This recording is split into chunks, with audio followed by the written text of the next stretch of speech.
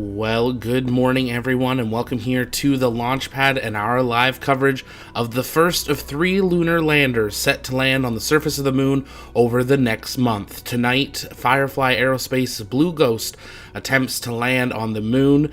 Just moments ago, we had confirmation from Firefly. They have given a go for the descent burn, and now we're getting ready to listen in to NASA and Firefly Aerospace Mission Control as they attempt to land on the lunar surface here today. We are an estimated 1 hour, 12 minutes, 30 seconds from landing. As always, if it's for first time here, welcome. My name's Zach. I'm the founder and host here at the launch pad. Here at TLP, it's our mission to inform and inspire the explorers of tomorrow because we believe that space is better together. Take a moment, let us know in the chat where you're watching from, share out the stream, invite people to join us. I know it's the middle of the night for us in here in North America, but it is an exciting day as we have another lunar lander getting ready to touch down. Now, I'll be jumping in every now and again to give some commentary updates, but let's listen in to Firefly Mission Control. This is Mission Operations Center here in Austin, Cedar Park, Texas, just north of Austin, where the team has been operating Blue Ghost Mission 1 for the last 45 days since launching from Kennedy Space Center. Welcome to the live landing coverage of Firefly's first road trip to the moon with our Blue Ghost Lunar Lander delivering NASA payloads. I'm Bridget Oakes, the Vice President of Engineering at Firefly. And I'm Nilfer Ramji with NASA Communications. And for the past 6 years, I've worked with our engineering teams on everything from avionics and software to composite structures and propulsion systems for our rockets and spacecraft, including Blue Ghost. And today, I'm honored to be supporting the Blue Ghost team as your Firefly host.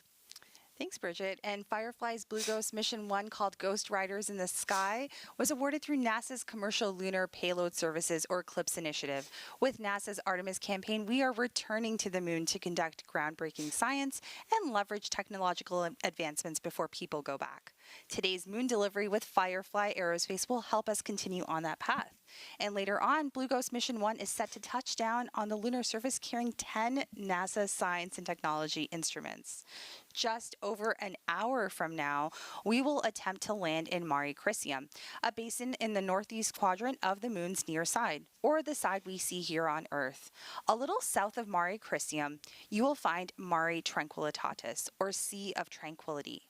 That location might sound familiar since that's where the first Apollo astronauts landed on Apollo 11 in July 1969. That's over 55 years ago. This Blue Ghost mission has been a journey not only for our Firefly team, but the friends and family who have supported us. More than 750 Firefly employees have played a role in bringing this historic mission to life, and their loved ones have been an integral part of this journey. This impressive team is joining us now with our NASA customers watching from a viewing location just down the road from our Mission Operations Center. I want to be there. We're joining forces for this historic moment marking Firefly's first lunar landing. It's all hands on deck since years of preparation have gone into this exact moment. And before we touch down, let's go ahead and review our current mission status.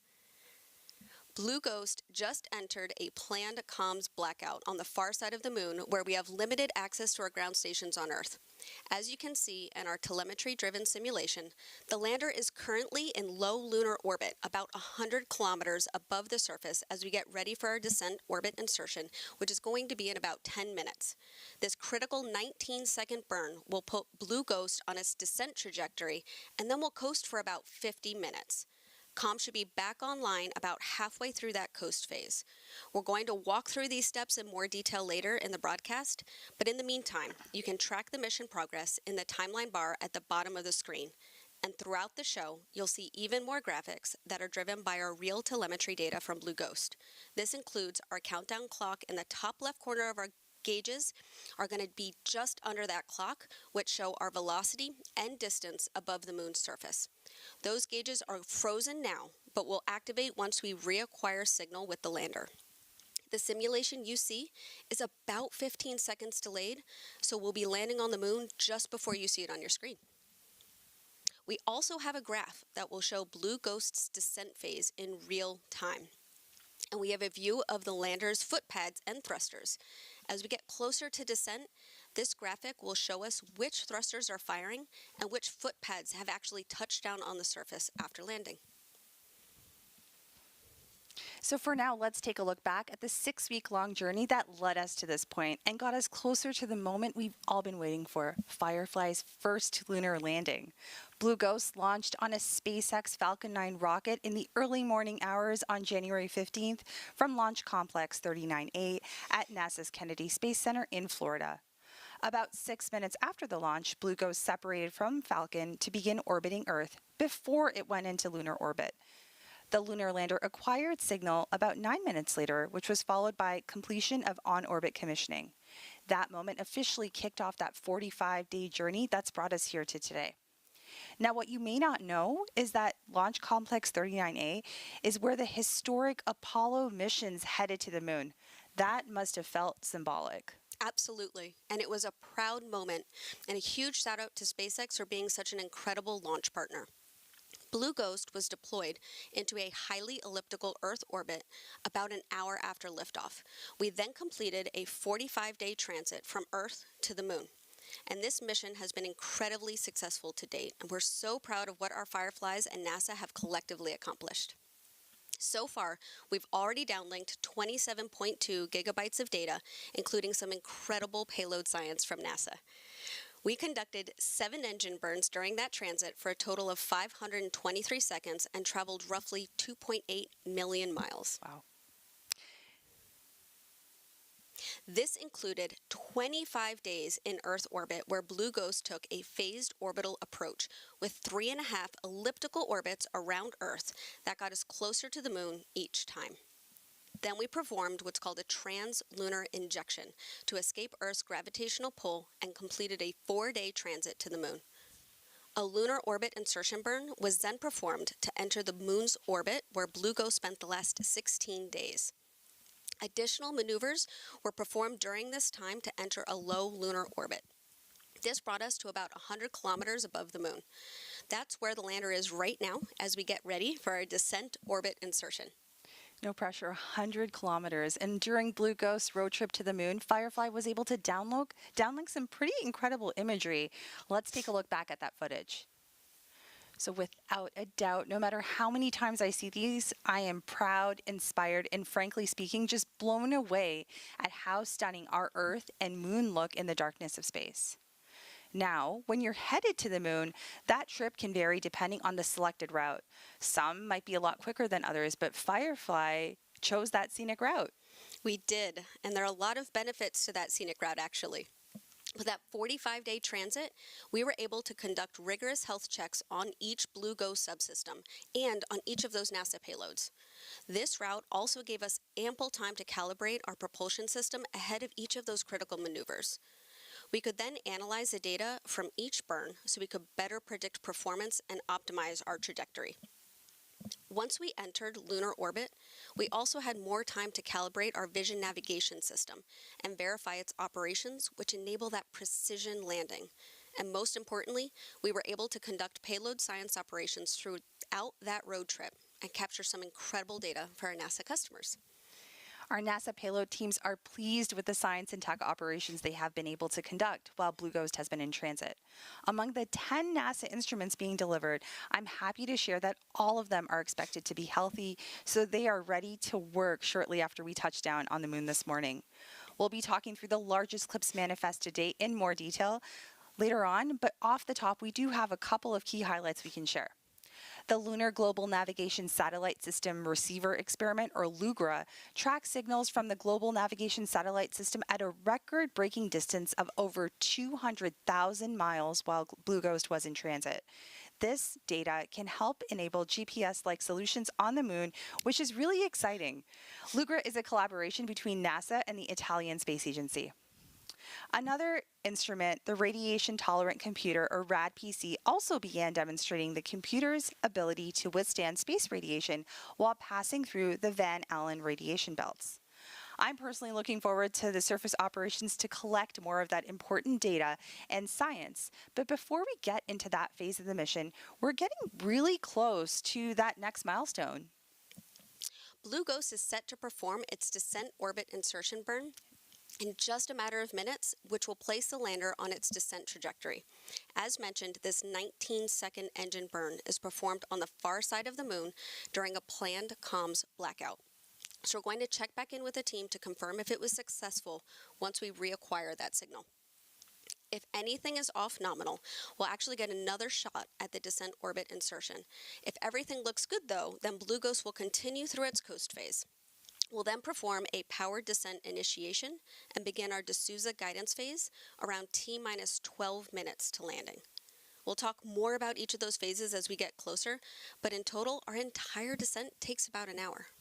And this entire descent phase is autonomous, right? So meaning she's built and programmed to do exactly this. Exactly. However, Firefly does have the ability to override the descent and send commands to the lander as needed up until that powered descent initiation or the braking burn. Got it. That lasts about 9 minutes. It's at that point that we let Blue Ghost take the wheel before touching down in Mare Crisium. If you're looking at the moon from the Earth's northern hemisphere, it's a large basin that's located in the northeast quadrant of the moon's near side. This landing site was actually chosen by NASA. Can you tell us a little bit more about how that decision was made? Yeah, of course. The landing site selection for CLPS has been an interesting evolution since the initiative has matured and the different contracts have been awarded. In the early days of CLPS, companies chose their landing sites that suited their lander performance and safety. But with later CLPS contracts like this lunar delivery, NASA selected the landing site based on the data requirements for the agency's science and exploration goals. Mare Crisium was selected for this mission because it has a large impact basin. There's a lot of good data that can be collected here about the basin's chronology and the different volcanic features. It may also help us understand the volcanic history on the moon, including how it formed and evolved. This particular area was chosen in part to avoid magnetic anomalies on the lunar surface that could interfere with some of the observations we needed to take of the Earth's magnetosphere. The science teams also looked for things like rock abundance because there's a drill, but rocks can also be dangerous, especially during a landing. So finding that right balance was key. More than anything, NASA wanted to make sure that the science goals could be accomplished while also ensuring it worked for Firefly. Now, within Mare Crisium, Firefly will be landing in a particular volcanic feature called Mons Latré, which was named after a French scientist who is considered the father of modern entomology. In fact, he named dozens of insects in the Lampyridae family, commonly known as fireflies or lightning bugs. And naturally, the Firefly team named the volcanic feature Mount Firefly. So I was told that. Are there any other goals that NASA is actually looking to conduct while we're there? Yes, there is one goal I wanted to highlight. It's personally my favorite goal. So another one of the science goals NASA is looking to do is looking at the limb or horizon, so before, during, and after a lunar sunset. And that said, the location of Mare Crisium also allows us to capture visuals of the lunar sunset after Fireflies operating on the moon for a complete lunar day, which is about 14 Earth days. There was one person who saw this in real life, and that was Apollo legend and former NASA astronaut Eugene Cernan. He captured this unique phenomenon during Apollo 17, where he observed somewhat of a horizon glow. Something about this glow actually caused the lunar dust to levitate from the lunar surface. So in order to share this with the science community, Cernan sketched this phenomenon that we can see right here on our screens. Now, NASA is interested in seeing this again over 50 years later through the eyes on Blue Ghost. Firefly is ready to capture this phenomenon during lunar dust conditions and further prove what the last astronaut to walk on the moon saw taking place. That's a moment I'm truly excited to witness and share, and maybe make a little postcard and send something out. Let's go ahead and take a closer look at Firefly's Blue Ghost Lunar Lander. Firefly's Blue Ghost Lunar Lander was designed for stability. It's about 6.5 feet tall and 11.5 feet wide, so it has a low center of gravity and a wide footprint. Blue Ghost has a robust communication system with one X-band antenna and 3 S-band antennas that enable HD video transmission from the lander to Firefly's Mission Operations Center in Texas. The lander has 3 solar panels to help power Blue Ghost and our 10 NASA payloads during transit and on the lunar surface.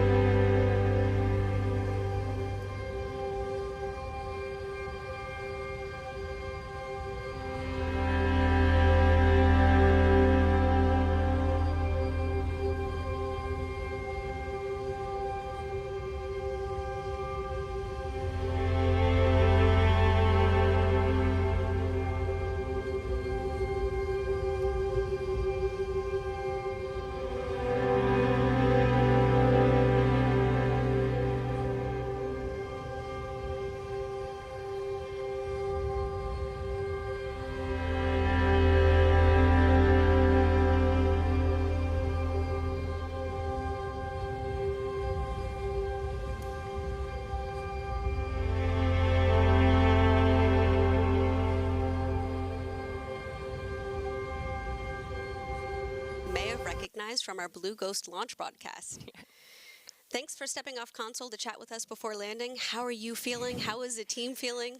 Yeah, I'm feeling good. I think the excitement is rising. I'll say the Mission Ops Center right now is actually like really calm. So that's nice. The team's practiced this many times, so like I think they're just ready for it to happen now.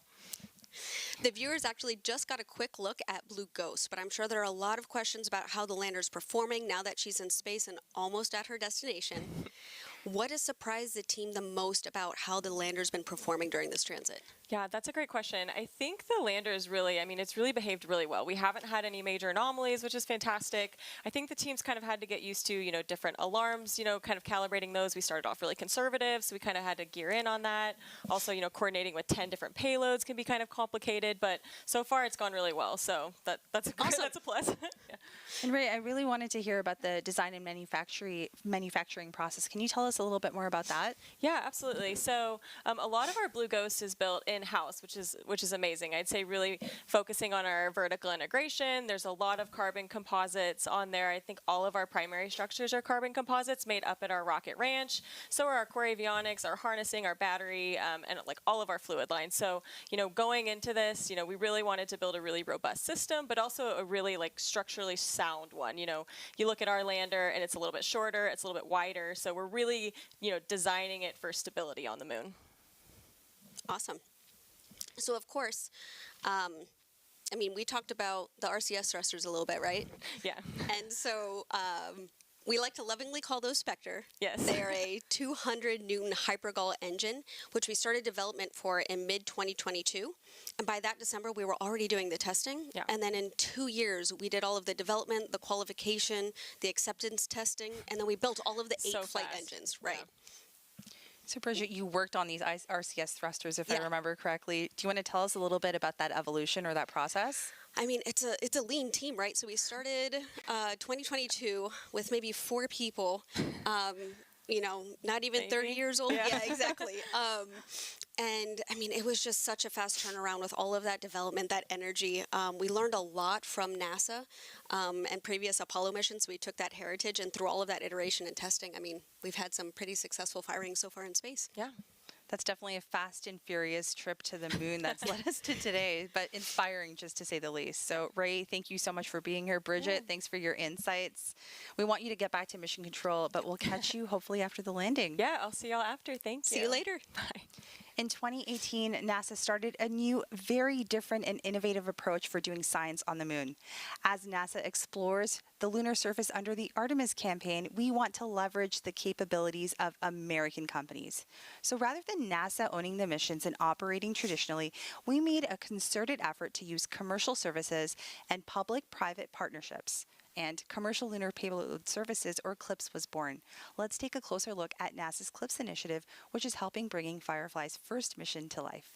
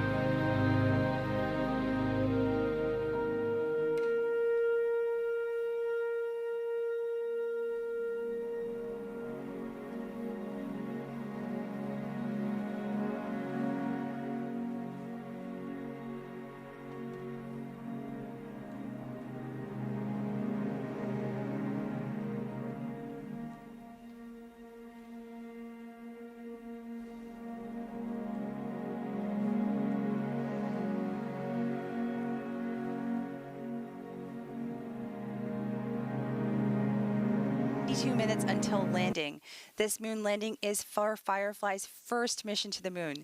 The company's Blue Ghost Lunar Lander is still in a planned communications blackout, and we expect to gain signal in approximately 10 minutes after Blue Ghost emerges from the far side of the moon.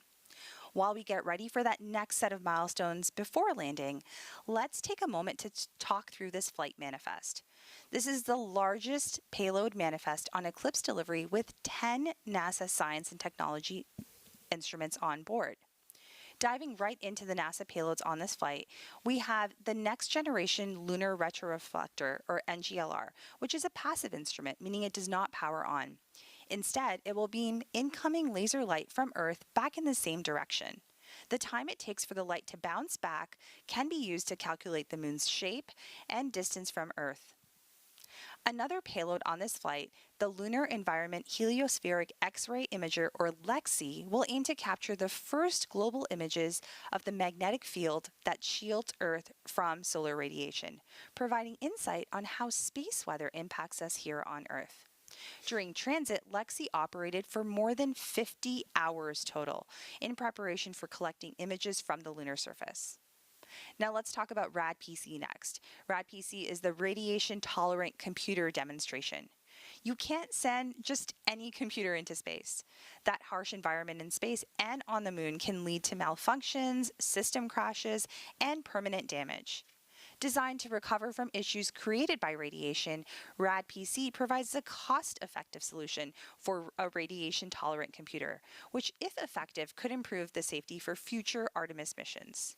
Now, during transit, RAD-PC successfully operated while passing through the Earth's Van Allen radiation belts, a positive sign that the computer is working as intended. Next up, we're going to talk about the Lunar GNSS Receiver Experiment Payload, or LUGRA. We discussed earlier is jointly developed by NASA and the Italian Space Agency.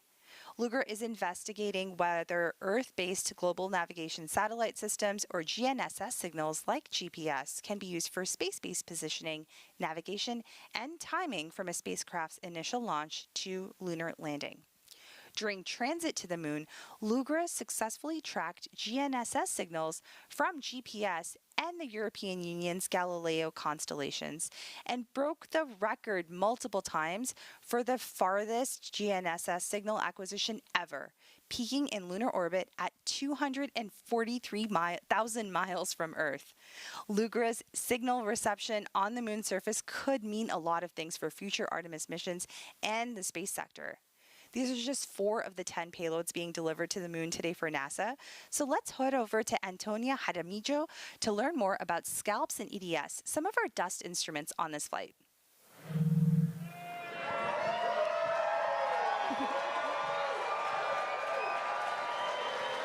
Hey, thank you, Nilüfer. We are here at our viewing location for Firefly's moon landing, and joining me is Kristen John, the technical lead for NASA's Lunar Surface Innovative Initiative. Kristen, thank you so much for being with us here tonight. Thank you for having me. Glad to be here. Now, Kristen, you're kind of the expert on all things lunar regolith or lunar dust. Can you tell us why it's so important that we study this? Yeah, absolutely. So if we think about where we're going tonight to Mare Crisium, and every location that we go when we go back to the moon, we're learning something new about the sites that we're going. We're going to learn a lot of geology from studying the lunar dust and the lunar regolith. But from an engineering perspective, it's actually really interesting and really important that we study the dust or the regolith. So we learned from Apollo what a huge challenge and what a huge barrier the lunar dust can be for all of the equipment that touches the lunar surface. So if you think about the household dust that we have, that's not what the lunar dust is like at all, right? So we have a different environment on the moon. So on Earth, we have an atmosphere that protects us, but on the moon, we don't have an atmosphere. So over the billions of years that the moon has been around, it's been bombarded by these impacts and by meteoroids. And so that's created this, these impacts that have created this fine dust. So we have this really small particulate. And then on top of that, because we don't have erosion on the moon like we do here on Earth, the particulate is also very sharp. So it's much more like fine pieces of glass or shards of glass. And then on top of that, we also have this electrostatic nature of the dust because it's very dry and because of the different properties of the environment. So now you have this small, sharp, sticky dust. So when you send any equipment there, it affects literally everything. So as we go back with Firefly tonight, or this morning, I guess, and any mission that goes back to the moon, we're going to learn so much more about the hazards of the dust and how we can improve with every mission that goes back. You know, and on this mission, one of NASA's science instruments is the electrodynamic dust shield that's going to actually help us, mitigate that lunar regolith. Can you talk to us a little bit more about that instrument and how it's going to also help our future astronauts when we go back to the moon? Yeah, absolutely. So EDS is a fantastic technology. So it's an active technology that actually has these transparent electrodes on different surfaces. So you can put it on a radiator or a solar panel or glasses or camera lenses to protect them. And it basically creates an electric field. And when you see it work, it looks like magic. But it basically creates an electric field that gets the lunar dust particles to basically walk off of the surface, whatever the surface is. So you can imagine in the future, any surface that might have dust that accumulates on it, which will be a lot of surfaces, whether that's a visor on a spacesuit helmet or camera lenses, even spacesuit material, you could use something like EDS to literally walk the dust off of the surface. That is so cool. Kristen, thank you so much for joining us. Now we'll send it back to our hostess, Nilüfer and Bridget. And thank you, Antonia and Kristen, checking back in on Blue Ghost status. The team here in Firefly's Mission Operations Center continue to track the lunar lander as it begins its next set of maneuvers. Alcon. Blue Ghost Lander has achieved nominal descent orbit insertion delta V for lunar landing. That is fantastic news that we just heard right there. All consoles were proceeding. Alcon journal log attached. Copy. All consoles were proceeding to step 45.6, post DOI and blackout lander status check. Starting with payload. Nominal. Com. Nominal. Ground software. Nominal. Flight software. Nominal. AVI. Nominal. VNS. VNS is nominal. GNC. Nominal. FIDO. Wait 3. Copy. Prop. Standby. Copy. TCS. Nominal. Systems. Holding. Copy. FC. Nominal. Copy. Holding for FIDO and prop. All right, we heard some of those call outs right there. So teams actually are a little bit ahead in terms of gearing up to attempt. They performed the descent orbit insertion. The DOI took place on the far side of the moon. During DOI, Flight is nominal. Copy. all right, we're hearing calls out. Everything continues to be nominal, but during DOI, teams were actually in that planned communication. Flight prop is nominal. Copy. Systems. Systems nominal. C. C is nominal. Copy. All consoles nominal, post DOI and blackout. Fantastic news. So we came out of that communications blackout and we completed GNC that. verify 45.7. So we completed that DOI, that descent orbit insertion, and we are coming out Alcon from and that. Ops, please be advised that there is 7.5 minutes until we start our slew from Suntrack to VNC Vector. This slew will orient the vehicle from pointing at the sun to pointing along the anti-velocity vector, and this will be one of 3 remaining slews of the mission. The second slew will occur when we switch our ephemeris to use the navigation filter solution. This is expected to take about 10 seconds, which means that we may or may not observe this in our live telemetry data rates. The third and final slew will occur about 6 minutes before ignition, and this will take us from pointing along the anti-velocity vector to pointing along the final descent vector in preparation for the braking burn. All right, so those are just some of the nominal call outs. We were expecting a little bit ahead of schedule. And Bridget, we did tune into the Mission Operations Center to hear some of those nominal call outs. But can you give us a little sense of what we can expect next? Alcon and Ops, this is VNS backroom. After reviewing the logs, I've seen successful configuration in video mode on all 10 Argus cameras. That is wonderful news. And you can also see those gauges have started to update now that we have that acquisition of signal. Alcon, FC on Ops. Want to note that in about 9 minutes we are going to have an LGA swap during that slew that was just mentioned. We'll see a slight blackout for up to 40 seconds. Now that's wonderful news. You heard it here first. Firefly just completed that successful descent orbit insertion burn. Blue Ghost will now continue to coast with all engines off for approximately another 20 minutes before that next milestone, that final no-go poll to begin landing operations. All right, so we do have something really fun while we wait for that next set of milestones. Bridget, you brought me a little gift here. It kind of reminds me of,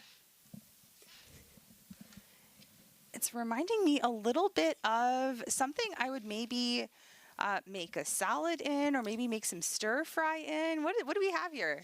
Exactly. So this is one of our foot pads that we actually tested.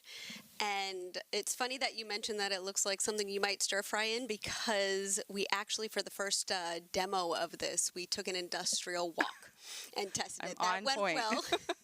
So then we actually leveraged our composite technology, and we made an actual prototype of what our foot pad is that we've flown here. So what are we looking at here with this foot pad? So, and it's actually pretty cool too, because in Apollo, we took a ratio of the lander mass they had to the diameter of that foot pad. So we took that same type of design, scaled it for our lander. And so that's what you have at the base here.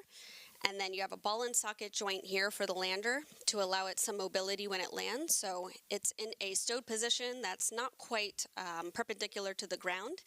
And then once it lands and it starts contact with the surface, it'll snap perpendicular. And I'll spin this around here.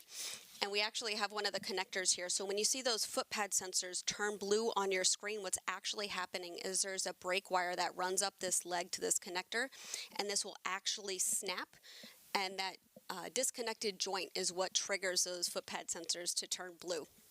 So pretty cool design. And that's that graphic we'll see a little bit later on. Exactly. And so from what I understand, this is actually, that you said it's a real test article that was used before she went into space. Exactly. It's in really great shape. It is. So successful design. I mean, you can see some scratches on the bottom, but we don't have any major dings or anything like that. Yeah, definitely very successful. And you said that there is a way for some level of shock absorption? Yes. Okay. So, I mean, we are planning to touch down at about 1 meter per second, but we are still designed for something as much as 5 Gs and only 2 legs landing. You know, we want to try to put in enough margin into this as possible so we're successful. And what we... I don't actually have a piece of the honeycomb core here, but you'd actually have a cylindrical section inside this lander leg that acts similar to something in your car that crushes. So it would be a plastic deformation of that core inside of here. So maybe anywhere from 1 centimeter to 1 inch of that will actually compress and absorb some of that shock from that landing. I hope you have other goodies to show me a little bit later on, because I'm fascinated by this. And as we wait to learn more about about the mission, some of our other NASA payloads on board will continue to talk a little bit more about those. So another instrument on this flight is the Lunar Instrumentation for Subsurface Thermal Exploration with Rapidity, or what we know as LISTER. It's equipped with a drill and a thermal probe, which will dig up to a depth of 3 meters into the lunar surface and take some thermal measurements. By making similar measurements at multiple locations on the lunar surface, LISTER could shed light on the geological processes that shaped the moon. Now, next up, we have the Lunar Planet Vac, which is designed, it's LPV, and it's designed to collect lunar soil samples from the surface using a burst of compressed gas to drive the soil sample into the container, and additional instrumentation will then take images of the container's contents and transmit those results back to Earth. The LPV payload is designed to help test low-cost technologies for collecting and analyzing samples, improving our ability to search for water, helium, and other potential resources on the moon. We learned during the Apollo missions that lunar dust, or regolith, is very challenging to work with. It's extremely abrasive and actually clings to everything: gloves, boots, vehicles, and mechanical equipment. Now, next up, to learn about the potential challenges that dust poses to future Artemis-era missions, the Regolith Adherence Characterization Instrument, or RAC, will measure how lunar dust accumulates on different surfaces and materials. The data captured could help more effectively test, upgrade, and protect spacecraft, spacesuits, habitats, and equipment in preparation for continued exploration of the moon. NASA's Lunar Magnetotelluric Sounder, or LMS, will probe the interior of the moon to depths of up to 700 miles. Now that's 2/3 of the way to the lunar center.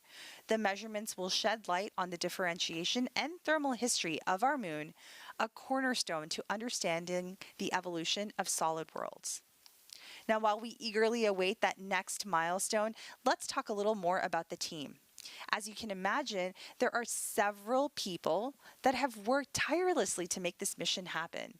And Team Firefly's Blue Ghost team are lovingly known as the Ghost Riders. They are. And right now we have about 20 Ghost Riders on console at Firefly's Mission Operations Center just north of Austin, Texas, that you can see on the screen right here.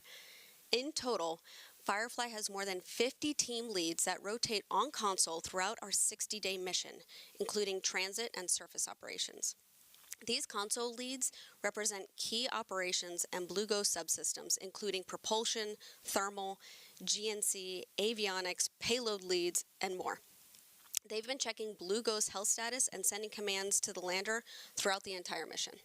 And Bridget, you come to us with this kind of experience too, right? You were on console for Blue Ghost launch, if I remember correctly, and for many other rocket test campaigns.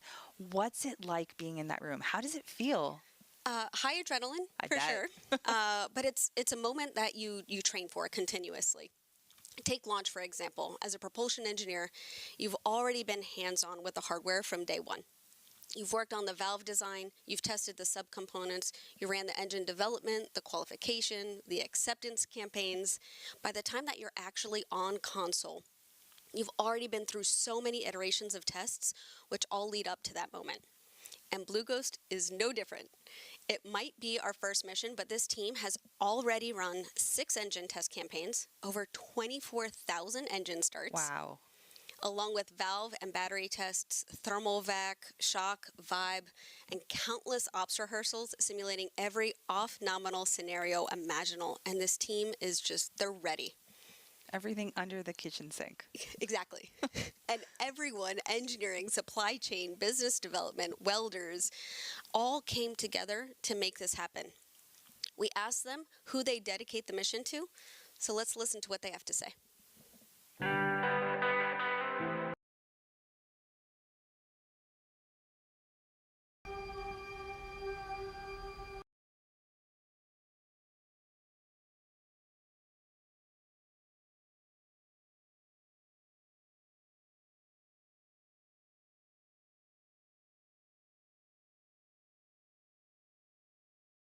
And if you're just joining us, welcome here to the launch pad and our continuing live coverage of the historic first landing from Firefly Aerospace on the surface of the moon. We are approximately 34.5 minutes from that estimated time of landing.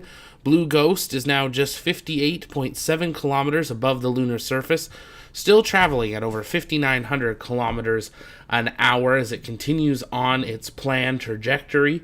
We are expecting at about that 11-minute mark it to arrive at about 20 kilometers in altitude, and that is when it will use its engines to slow itself from 1.7 kilometers a second to 40 meters a second, positioning itself above the landing site. So we still got a little ways to go until we start to see that velocity really start to be burned off in preparation for landing.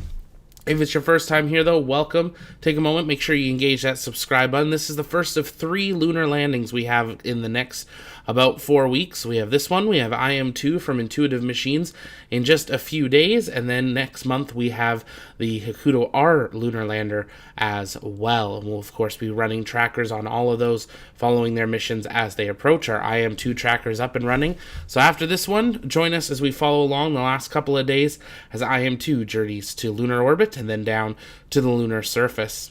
We listened in a few minutes ago to that kind of go check across all of the teams there, and it sounds like Blue Ghost is in perfect health in preparation for landing, and they went through all their checklists and are ready to see how the next 33 minutes play out.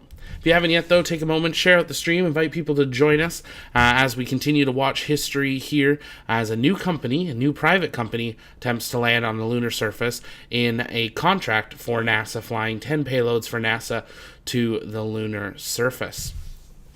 If you haven't yet, also take a moment, head on over to the Launchpad shop. We do have our Blue Ghost schematic tee. It's a limited edition release that you can go order, as well as the IM2 one, and our regular amazing TLP launch gear. Definitely take a moment and check that out. And join us over on the TLP Discord. That's where our community hangs out in between streams. We'd love to see you there. Let's listen back in to Firefly Mission Control. Joining us right here, we have Ariana Mary, one of Firefly's spacecraft flight software engineers. Hello, and I'm sure you've been on the edge of your seat like the rest of us who are looking forward to today's moon landing. How are you feeling? I'm feeling incredible, thank you. It's an incredibly exciting time, not only because, you know, all the technology and goal behind the mission is so exciting, but also because of what it means to so many people. You know, we're landing on the moon. It sounds like something so outside of everyday life, but honestly, for a lot of people, this has been their everyday life for the last few years, thinking of this mission. They've met so many friends while working this mission. They've met their partners, so it's impacted a lot of lives, and it's not even on the moon yet. So. And you've worked on both the Blue Ghost mission and Elytra mission. Can you tell me a little bit about the team dynamics? How does that work? Yeah, there's a lot of cross-pollination, you know, a little bit of everything. The culture at Firefly is honestly fun to work on because you have people that are incredibly capable in their fields, but also just fun to work with. You know, everyone expects a lot of you. You have to own your piece and, you know, deliver for the mission because no one can get to space on their own. But at the same time, everyone's always willing to lend a helping hand. If you share a problem you're stuck on, or honestly even mention it in front of a lot of Fireflies, they're very eager to offer their help and make sure we can all get there together. That's really exciting. And excuse me, Ariana, I think a lot of people that are watching this are seeing that you've started your career at Firefly. How did you get to where you are? What did you study to bring you to this role? Yeah, so I was a computer science major in college, and so not an aerospace major, actually. And a lot of people don't have aerospace degrees that work in aerospace. There's a lot of jobs that are required to help us get there. And I applied online, and I'm not joking when I say this. I applied not thinking that I'd get it. Not humbly, I just applied as an exercise. Almost didn't do it, and it ended up really well. So I think about what would have happened if I didn't apply. So like Joseph said, if anyone is thinking about it, nothing bad can happen. Just give it a shot. Yeah, take your shot. And I think I have to ask, because we just watched this wonderful tribute video, who are you dedicating this mission to? Yeah, despite obvious contributions to me being here, my parents, I'd have to give it to them because I wouldn't be here without their constant support and their leading by example, I would say. And it's also not mine to dedicate, but I would also give it to the other Fireflies who worked on this mission. I've watched people pour their hearts into this, so I'll definitely be thinking of them when we land. Is there a particular memory or experience that stands out in your mind in the last few years? The last few years, all I can think about is the recent events. Yeah, there's so much craziness. I've learned that, you know, all the people behind these great technologies are just people, and they're always fun to work with. Recently, honestly, the memory coming to mind is doing push-ups in the operations room. Once we launched Blue Ghost, we've had, 24-hour comms since launch, and even during the blackouts once we entered lunar orbit, where there's always people in the room, we never leave console, so that's a lot of overnight long shifts, and so you got to do stuff to stay awake, and that's been my life. Take out that nervous energy, exactly, maybe, too. We're all supposed to be swole by the time we land, so. All right, thank you so much for being here, and thank you for your contributions to the mission. We look forward to talking to you after landing. Now, through CLPS, NASA is buying a complete robotic lunar delivery service. Under this innovative model, NASA is one of many customers alongside commercial companies, universities, international partners, all with the common goal of sending payloads to the moon. Now, there are risks, and NASA is embracing a higher level of risk tolerance by leveraging commercial solutions to send rapid, low-cost deliveries to the moon, fostering a growing lunar economy. Let's take a look. Landing on the moon is hard.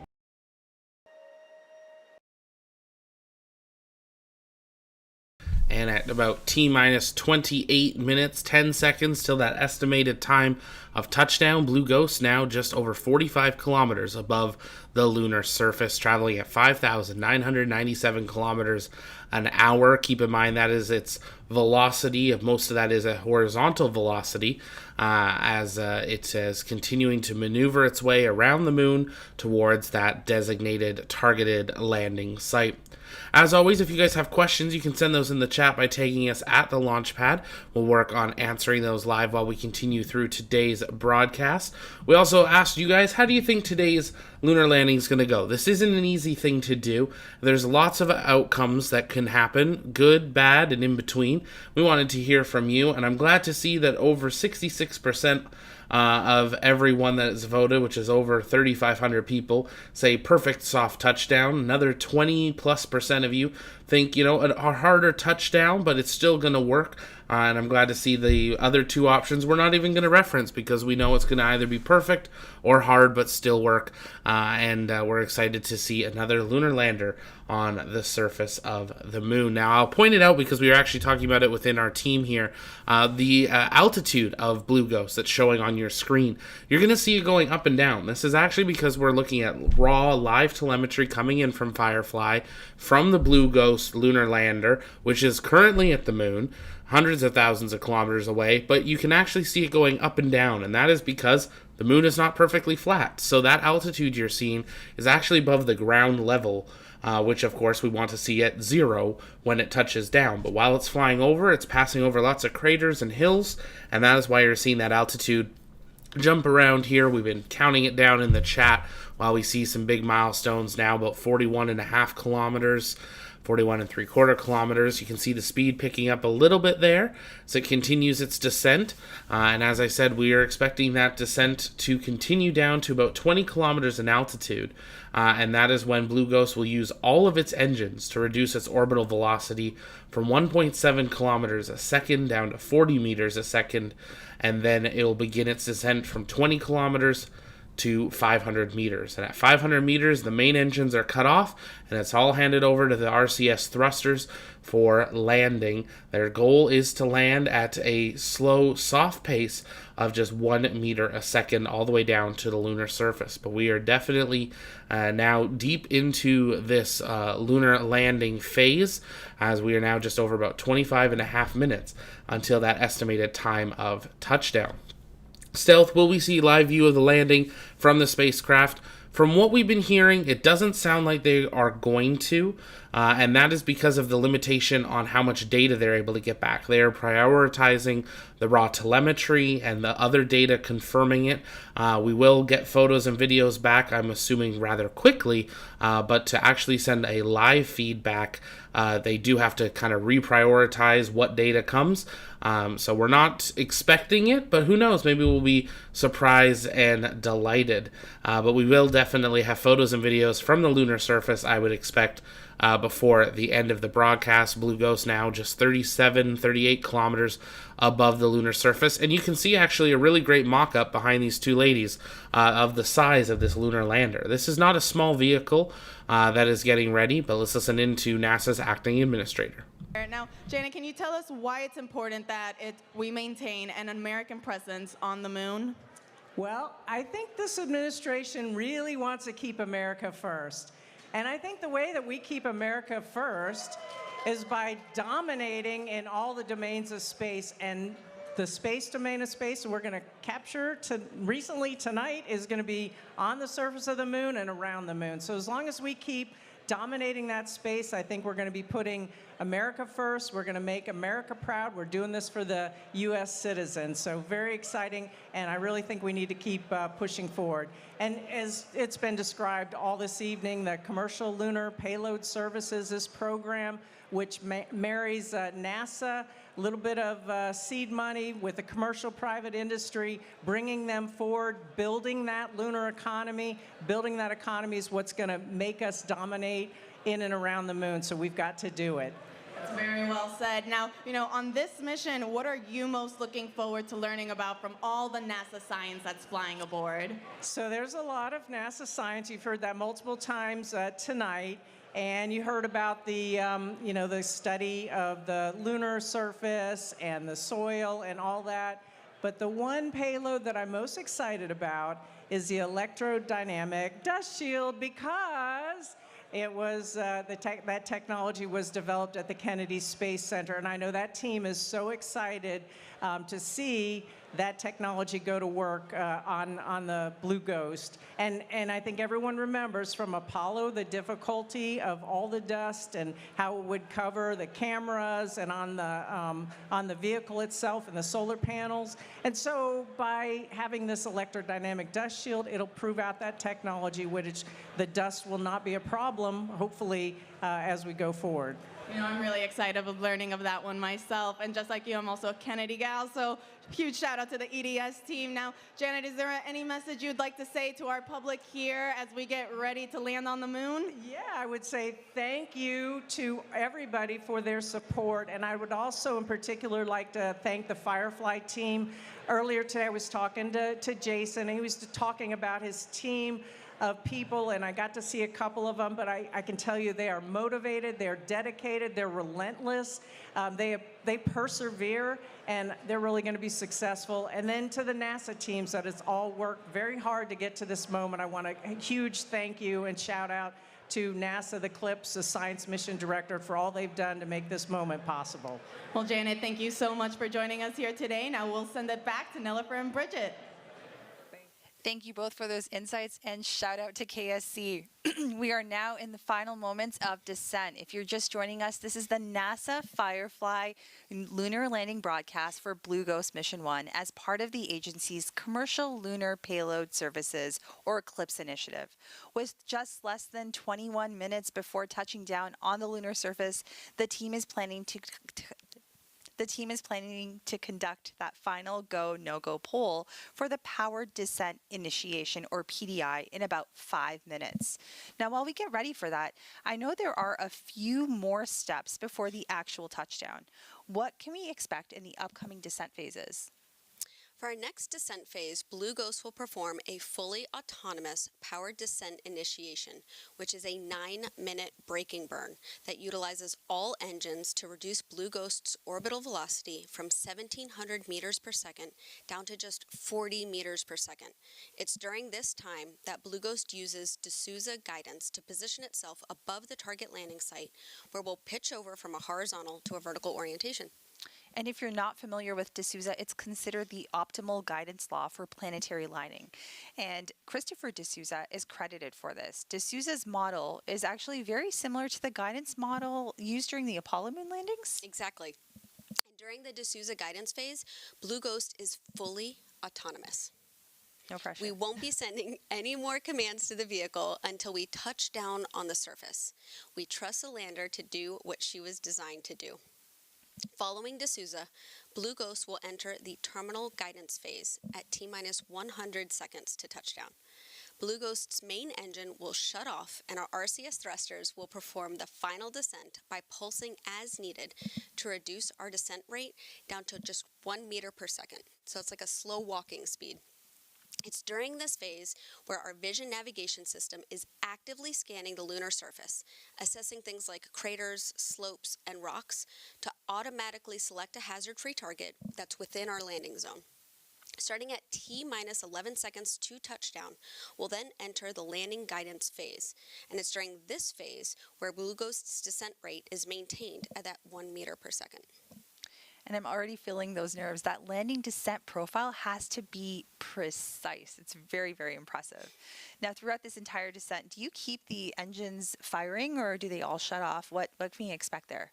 Great question. So those Spectre engines we spoke about before, they're designed to pulse. They give us a very fine-tuned control during descent. Each of those engines fires 4 times in a second, anywhere from 60 milliseconds to 235 millisecond bursts. So about as quick as a bird flapping its wings, or as long as a blink of an eye.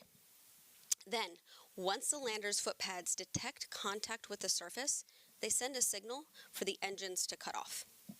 And what you see on the screen now is a visualization of these contact sensors to show which of those footpads have successfully touched down on the surface. Now, that procedure sounds so simple when you explain it, but we both know how much work it got to get to this point. We know how we are going to land, but what will we see? And most importantly, what about the pictures? So to set the stage, there's two types of antennas that we talk about here. We have an S-band antenna, which you can kind of think of as our lower resolution SD antenna, and then you have your X-band, or our high resolution. The plan is to use our S-band antenna to send our first images, hopefully within about 30 minutes of a nominal landing. But if that data rate is too limited, we're going to switch to X-band. This takes a little bit longer to deploy and calibrate, but once it's up, we're going to have a much faster downlink for high definition images and video. So that was really helpful, and hopefully we can expect those images to come in shortly after we touch down on the lunar surface. So at this point in time, we got a little preview of that landing sequence, and thank you so much for sharing what we can expect. I'm really excited to see those first images. Step 47.2. So we heard that call for that go, no-go poll. Teams have been training for this mission and are now getting ready for that go, no-go poll ahead of that PDI we talked about, or that powered descent initiation. Here's what to expect now. If the poll's a no-go, Firefly does have another opportunity to do another orbit around the moon. On ops. SLU has begun to our final descent vector. 1 minute until SLU completion. GNC verifies step 46.2. So as I was saying, based on how this goes, if we are a no-go, then we have another shot at orbiting the moon and doing a powered descent initiation. But if we're go, Blue Ghost will take the wheel and perform that autonomous descent operation Bridget just went over with us. Now let's go. verifies step 46.3. We're going to go All ahead. count on ops, 5 minutes to power the descent ignition. Perfect. We heard that 5-minute call out. All consoles 1 minute away from PDI go, no-go poll. Step 47.2. Let's tune into the Mission Operations Center and listen for that poll.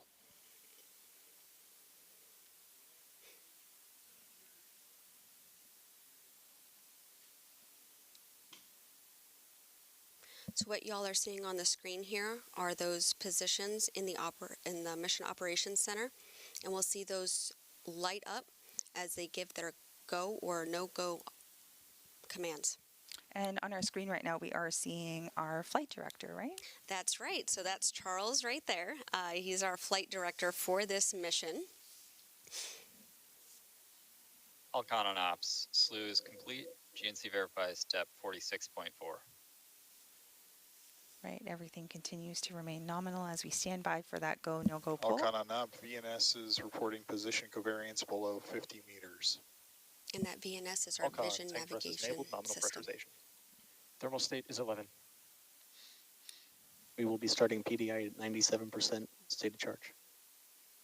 All consoles, flight on ops. PDI cannot be aborted if the lander has transitioned to descent critical. Also at this point, we're going to proceed with our power descent initiation go, no-go poll, starting with payload. Go. Com. Go. Ground software. Go. Flight software. Flight software's go. AVI. AVI is go. VNS. VNS is go. GNC. Go. FIDO. Go. Prop. Go. TCS. Go. Systems. Go. C. Go. FC. Go. All consoles, Blue Ghost Lander is a go for power descent initiation. And y'all heard it All from count on Charles. ops, 3 minutes remaining until power descent initiation. We are go for the powered descent initiation. In the next 15 minutes, we're going to tune into our Mission Operations Center as the team monitors the vehicle and prepares for that final descent. Now there are some of those visuals that you were describing earlier in the show, Bridget, so we can see our countdown clock where we're about 14 minutes, just almost under 14 minutes from landing. And we have that visualization of Blue Ghost as it's continuing its horizontal trajectory, getting ready to get into that vertical mode. Exactly. And so, like we said before, that's real telemetry that's driving that simulation y'all are seeing on your screen here. That yellow vector you see off to the left, that's pointing in the direction of the sun. And that blue vector there is the direction of the Earth. And we see those foot pads as well as all of the engines in this image. So really exciting to see our MOC, our Mission Operations Center, as well as that data-driven telemetry.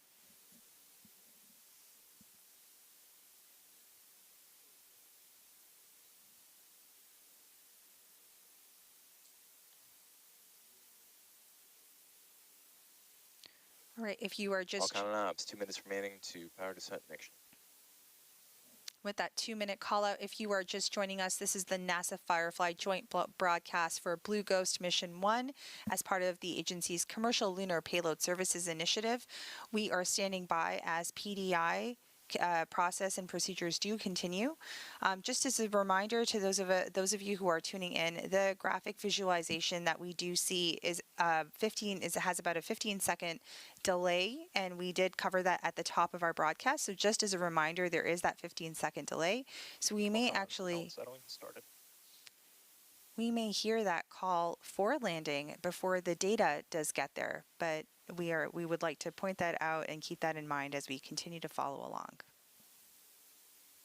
That last call out you heard was propellant settling, so we actually use these ACS thrusters that will 60 seconds to PDI. that'll help settle that propellant, so the propellant's where it's needed to in that fluid system for ignition. So exciting.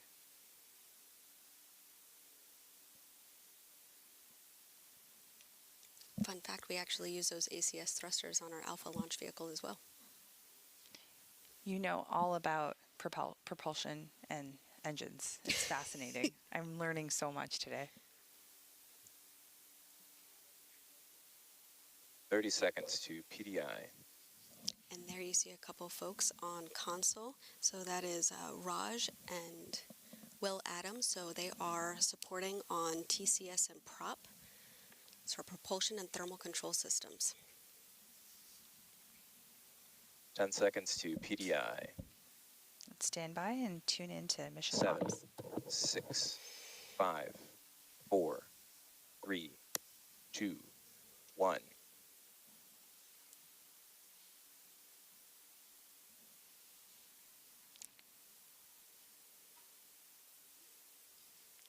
So the lander is performing that 9-minute powered descent initiation using all of its engines to reduce.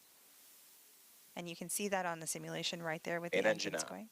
Main engine is on. We see that Descent critical. call All outs going consoles, on. flight on ops, and abort is no longer possible.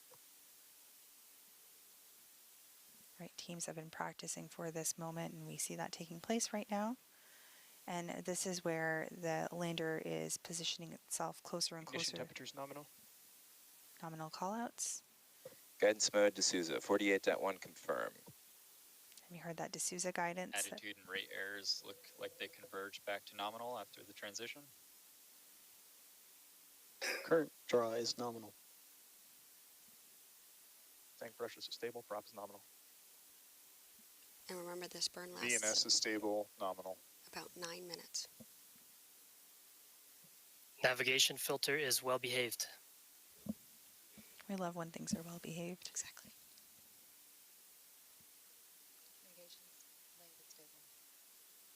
We just heard the call. That comm is stable as well. Comms link is stable. It's during this burn where we were going All count on ops, 9 minutes remaining to pitch over. 455 kilometers south of the target, 16 kilometers above it. We're reducing our velocity down to 40 meters per second in this burn. And so on that gauge, what you'll be looking for is about 144 kilometers per hour.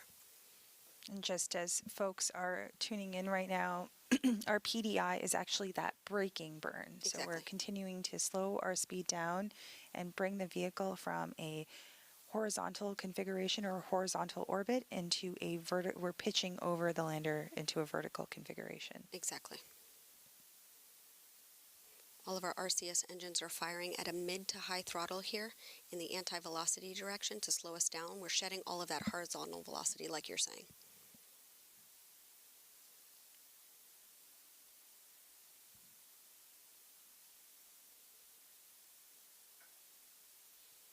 Eight minutes remaining to pitch over. 370 kilometers south of the target, 17 kilometers up. So 1 minute completed of that 9-minute braking burn. Attitude and rate errors remain nominal. Alcon and Ops, VNS is passing over a shadow. And so what you guys see on the screen here is that graph taking us through all of the different phases into landing. We are in that power descent initiation. VNS is past the shadow and returning to lower covariance. Main engine temperatures continue to rise nominally.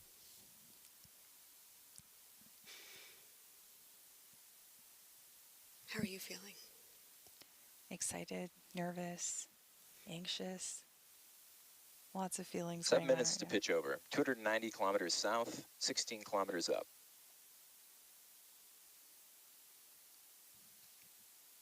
GNC flight on ops, verify 48.2 when ready. Wilco.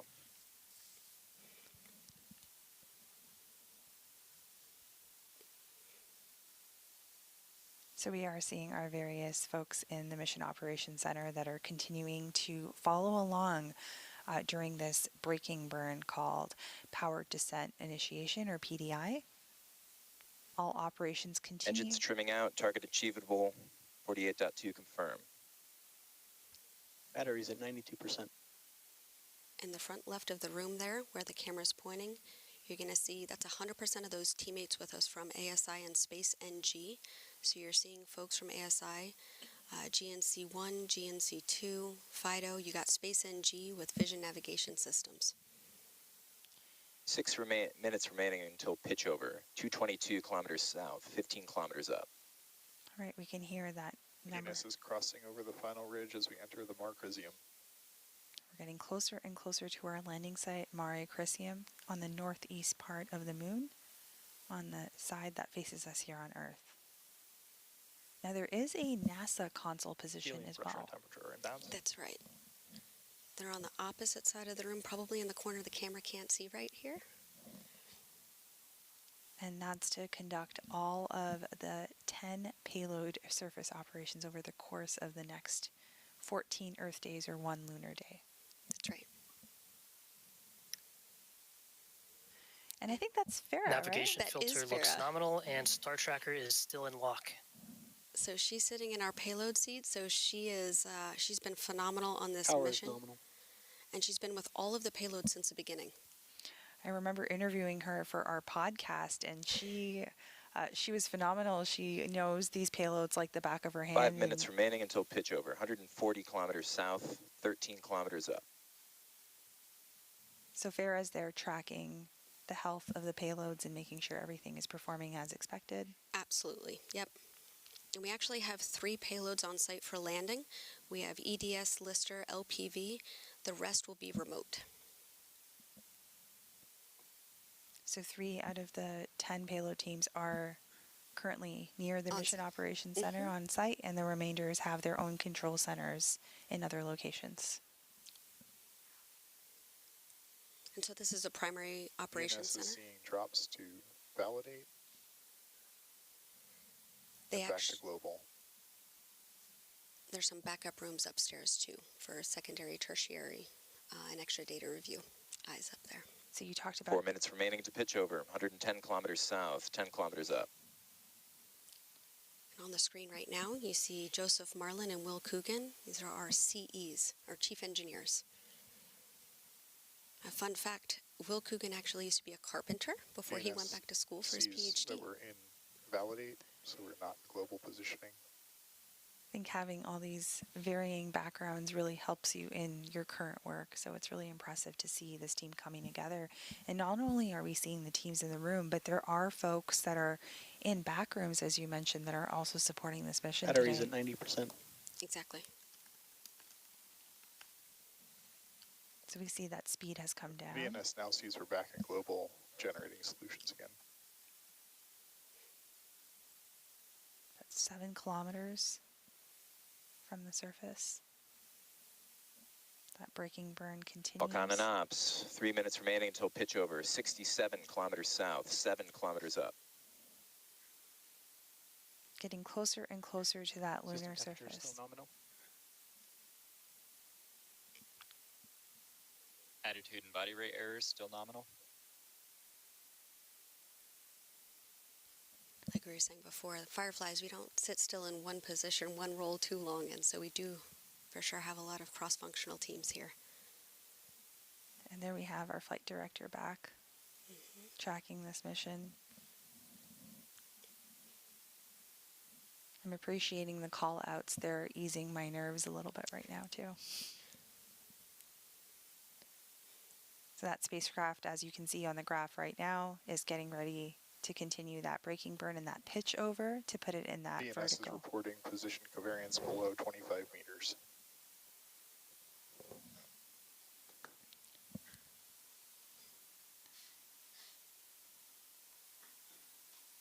Two minutes remaining to pitch over. 35 kilometers south, 4 kilometers up. We are standing by for continuation of that power descent initiation or braking burn.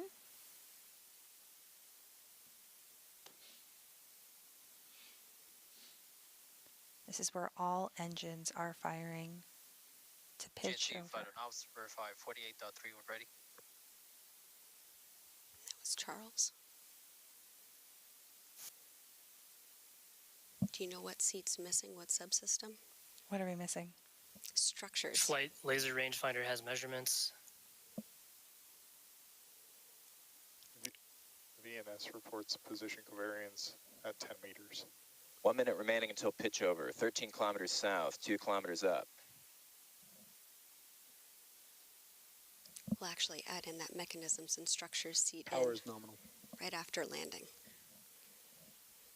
Alex Kaplan is our engineer there, and he's designed all 3 mechanisms on board the lander that he helped also build and test. Those subsystems become much more prominent after landing, so we'll see him come in later. So we do see that graphic come up we talked about a little later with the lander footpad, so our contact legs will turn. VNS position covariance below 5 meters. 30 seconds remaining to pitch over. 4 kilometers south, 900 meters up. So those will turn blue once we've confirmed some level of contact. And we'll continue to track as we get closer and closer to the lunar surface over the course of the completion of this PDI. You can see the graphic on the screen demonstrating that Blue Ghost is getting into that vertical configuration and doing that pitch over as expected. Fan engine off. Terminal guidance. 500 meters up. Battery's at 87%. All right, from here on out, it is just going to be those 400 Spectra meters. Now, just as a reminder, those Spectra engines that we see firing right now on our GNC screen, and VNS flight on ops, verify 49.2 when ready. they are doing those pulses. VNS is in relative. 260 meters up. First redirect occurred, 98 meters from original target.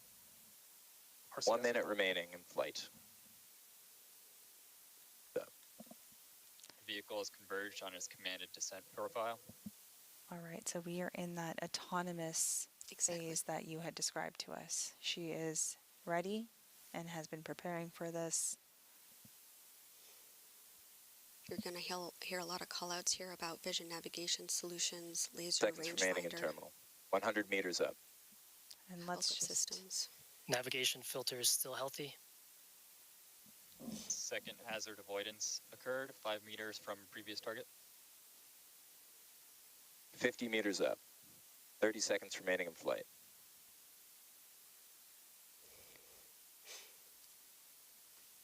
Payload verify 49.4. Copy. Verified. 11 meters up.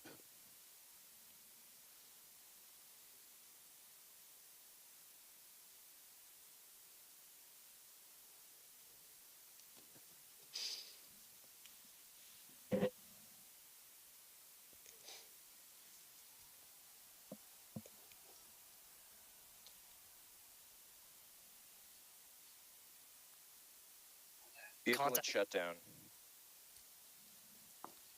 3 contact sensors tripped. Engine shutdown confirmed.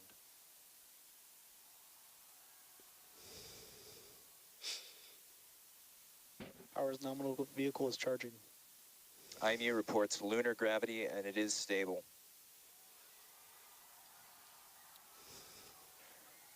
Alcon, Chief Engineer on Ops.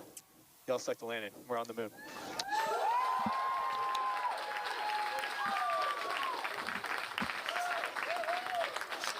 Firefly Aerospace just became the first commercial company in history to complete a fully successful moon landing.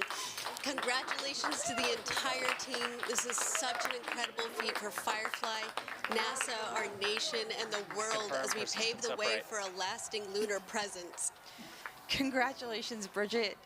And to our Firefly and NASA teams, what a nail-biting moment in history. The joint teams are now celebrating or enjoying this much-deserved celebration at our landing event here in North Austin, Texas. This marks the beginning of the next phase of the mission, surface operations. How are you feeling, Bridget?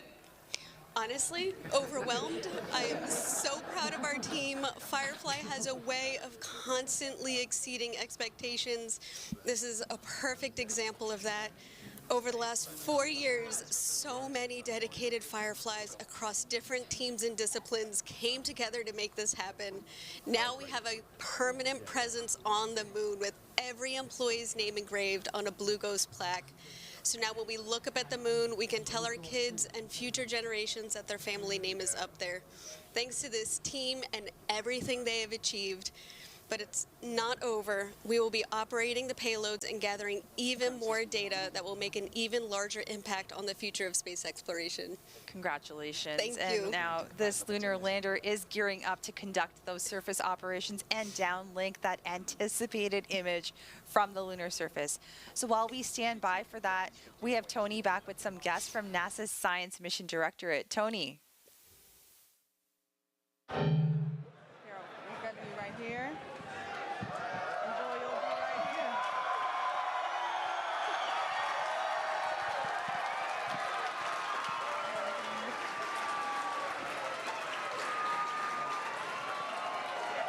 Welcome. Thank you, Nilofer and Bridget. Now joining us is Associate Administrator for the Science Mission Directorate, Nikki Fox, and then the Deputy Associate Administrator for Exploration with NASA Science Mission Director, Joel Kearns. Nikki, Joel, I mean, what a momentous occasion. How are you guys feeling? We're on the moon!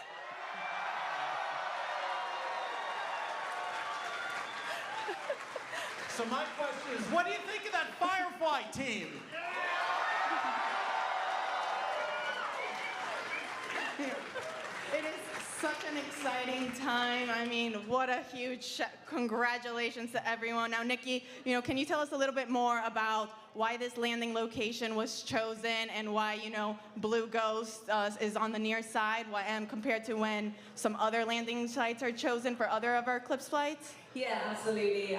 We choose, I'm sorry, I'm just so excited right now, but we choose our landing sites very carefully. Our CLPS landers will go to the South Pole, to the near side, to the far side. This one in this really perfect location. We want to study the geological features on the moon. We want to study the interaction with the solar wind. We want to just learn more about the regolith. We want to be able to prepare for our future astronauts to go and keep them safe. And so we chose the science instruments perfectly to go to this incredible place on the moon. That we did. And Joel, this is the most NASA science that we have sent on a CLPS flight thus far. Can you tell us a little bit more then? What is the primary goal, or what are we hoping to find then with all of this? So we're landing in a place that's of great scientific interest, but it was also at a very achievable place to land. And there are studies that range from studies of the sun that we'll conduct from the surface of the moon, studies of the abrasive dust of the regolith. We're going to drill into the surface. We're going to pick up regolith. It was going to answer so many questions over this one lunar day long mission. It's going to be really one for the history books. That's right. And speaking then about all those questions that we're going to answer, Nikki, tell us, what then of the science and data that we learn on the moon, how can that help us back here on Earth? So there are so many ways that, everything we do in NASA science is so interconnected. We study everything from the center of the sun to the edge of the universe. Right now, focusing on the moon, learning more about particularly things like, how that regolith, how it sort of interacts when we land, what the plume looks like, how sticky it is, if we can clean it off those surfaces, just telling us all about that. For us here on Earth, all this technology that we're sending up to the moon continually all has real-world applications as well. And so everything that we do, coming back and serving humanity and inspiring the world with NASA science. That's right, we sure are. That's really fascinating. Talking more about, some of the scientific instruments that we're sending. As we know, Joel, some of those science instruments have flown on prior CLPS flights, and they're also scheduled to fly on future ones. Why is that? Why do we choose some of the same instruments for certain flights and different ones for others? Well, we've only really been to a few places on the surface of the moon during Apollo or even with our robotic surveyor craft from the 1960s. There were a bunch of measurements we really want to take to characterize overall around the moon. Sure, especially the South Pole where our astronauts will go initially, but there are particular scientific questions where you have to take the same measurement on the near side or the far side in a mare, one of these frozen lava pools, as opposed to the Highlands Mountains, to really understand the moon, and based on that, to better understand Earth. I can't wait for that. And, Nikki, talk to us then about some of the lessons learned then that we have, learned from now our other CLPS flights that were applied for this one or, for the future ones. Yeah, I think one of the amazing things about our CLPS providers is they are all there for one another. Even today, Jason was sharing stories about what some of the other teams have been sending. Good luck to Firefly today. It is just an amazing community, and that is what we wanted to do with the CLPS program, was really get this sustainable commercial lunar economy and have it led by American companies. And that's so important to us. As Joel said earlier, we're not doing this as NASA, we're doing this in partnership with these American companies. And so, just seeing the community that we're building is just so amazing. And so just congratulations to everybody. Yeah, very well put. To both of you, how are you guys feeling right now that we're on the moon? I don't know, it's all in a day's work, isn't it? Really, it's a Sunday. No, honestly, it is so amazing. We were standing outside watching it, and Joel was getting instant, feedback from all those amazing people in the mock.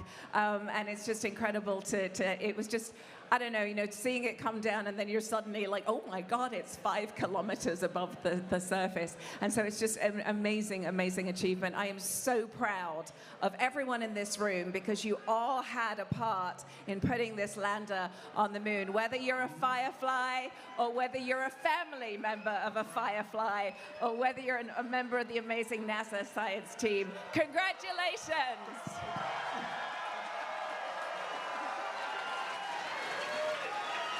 And remember, they made it look easy. It's not easy.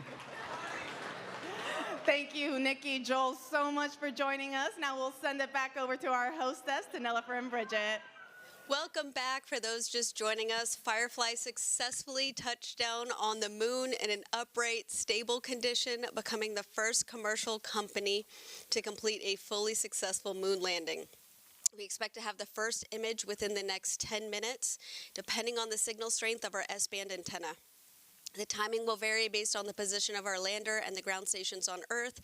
If the S-band data rate is limited, we'll likely need to switch over to that X-band antenna, which needs to be deployed and calibrated.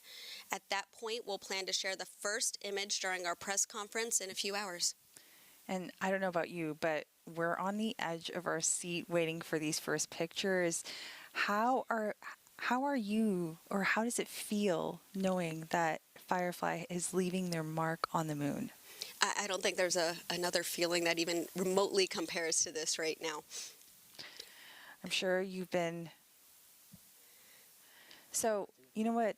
I have to ask, because we talked all about the engines. We saw that great visual data telemetry. I know you have something else to show us. Do you have anything else I always have goodies. I always have props.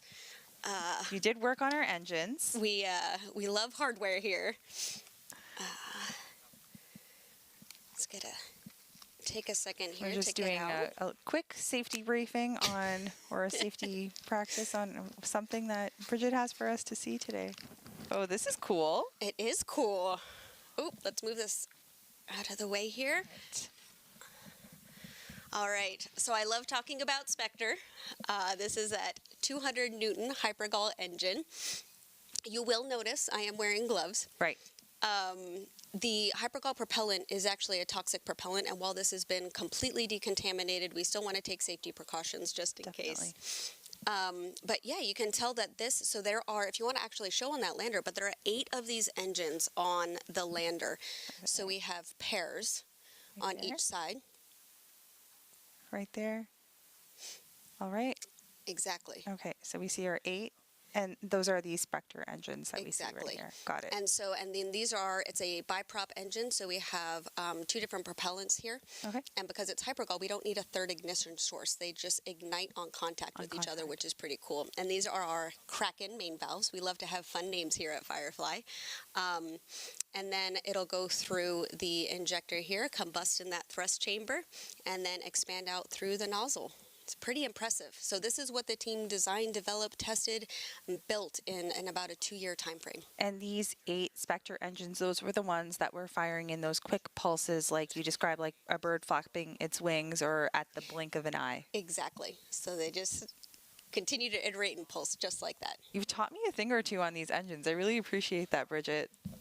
So how are you going to be celebrating this moment with your family, with your friends, with your fellow Fireflies? I'm going to go home and give my kids a great big hug, first off, and then maybe sleep a little bit. All right, and so while we wait for that photo to come in, we're going to go back and check into the stage with Tony. Hey, thank you, Bridget. We are now here with Jason Kim, the Chief Executive Officer for Firefly. Jason, congrats on landing on the moon. Congrats to all of our Fireflies. How does it feel? How is it, how are you and the Firefly teams feeling right now? They're just fired up right now in the mission control room. I mean, they were just pent up, holding it all in because they were calm and collective and cool the whole time. Every single thing was clockwork, even when we landed. And then after we saw everything was stable and upright,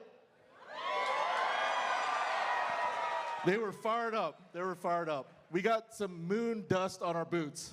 That's awesome. And now you can use the EDS shield, EDS payload to take that off. Yes, I love that EDS payload. I love all the payloads. Absolutely, we love all 10 NASA payloads, that's right. Jason, this is Firefly's first moon landing. What message would you like to give to the team that have worked so hard on this mission? Well, I'm just in awe of all of them. I've been that way since I, witnessed the company, during their launches, and then finally with this whole campaign. I'm just in awe of all of our Fireflies and just all the hard work that they put into this, all the extra sacrifices they did from their family and friends. So thank you to all the family and friends. All that design work, all the testing, all that simulation, it finally paid off. And we're just so glad and happy for our team. Absolutely, and now you're on the moon. I mean, Blue Ghost is finally on the moon. What do you think, or what do you hope that this mission means, or this message sends to all the aspiring and future engineers and scientists that are looking to one day enter the aerospace industry? Well, if you look at everybody in that mission control room and everybody at our company, you don't have to always be a rocket scientist, although we have some great ones at the company. We have people from all walks of life, and in that control room, people that started off with music careers or seamstress or welders. They're all from all kinds of careers, and they just landed on the moon. So, we hope this inspires the next generation of kids and STEM, K through 12, because, have them dream big. You never know where you're gonna land. We just landed on the moon. So, we hope that the Fireflies today inspired a whole generation. That's right. There's space for everyone in space. That's right. Especially in Texas. It was discussed earlier, Firefly not only develops lunar landers, but you guys also build and launch rockets. Can you tell us a little bit more about what else is in store for the Firefly team? Well, you know, right after this, we're going to get ready for our first launch of the year. We're going to launch our 1-ton rocket called Alpha. It's America's rocket, and we're going to launch Lockheed Martin's LM-400. It's their mid-class satellite. It's a beast, and we're just honored to launch that satellite. And we're going to launch multiple times this year. Things like Victus Haze for True Anomaly, and there's other, you know, Space Force missions that we have. So we're going to continue to launch at cadence, and then we're delivering our medium launch vehicle first stage by the end of the year. We just finished our first stage LOX tanks, so we're incredibly proud of that. And then, you know, we were working on Blue Ghost 2, Blue Ghost 3 as well, so we're not done. We're not finished with these moon missions. And, you know, I think there's this Electra spacecraft that we don't hear too much about. That's a space maneuver vehicle, and we're going to launch the inaugural one this year for a responsive NRO mission. You got a lot of things coming up. I mean, do you have a favorite? My favorite is always the next one. The next launch, the next lunar lander, the next one. Very well put. You know, I know we're all very much looking forward to that. Jason, thank you so much. I mean, everyone here is so excited. Can we get another cheer from the crowd?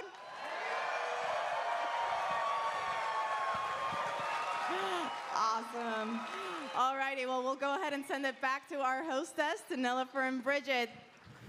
Thank you, Tony, and thank you, Jason. Congratulations once again. If you are just joining us moments ago, Firefly became the second American commercial company to touch down on the moon with its Blue Ghost Lunar Lander.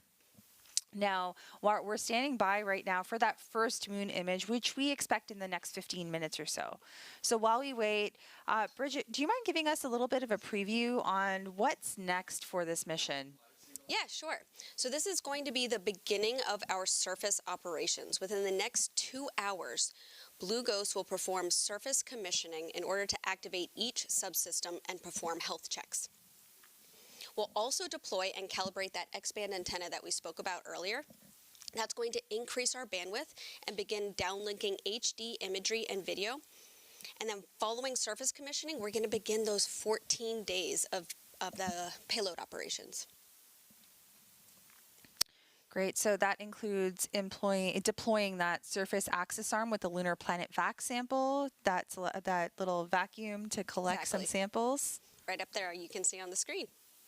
And then Blue Ghost is also going to deploy 4 tethered lunar magnetotelluric sounder electrodes, or LMS, on the lunar surface, in addition to a mast on Blue Ghost's top deck, which stands 2 meters above the lander to help study the deep interior of the moon. We'll also begin subsurface drilling operations with the Lister payload that remains attached to Blue Ghost.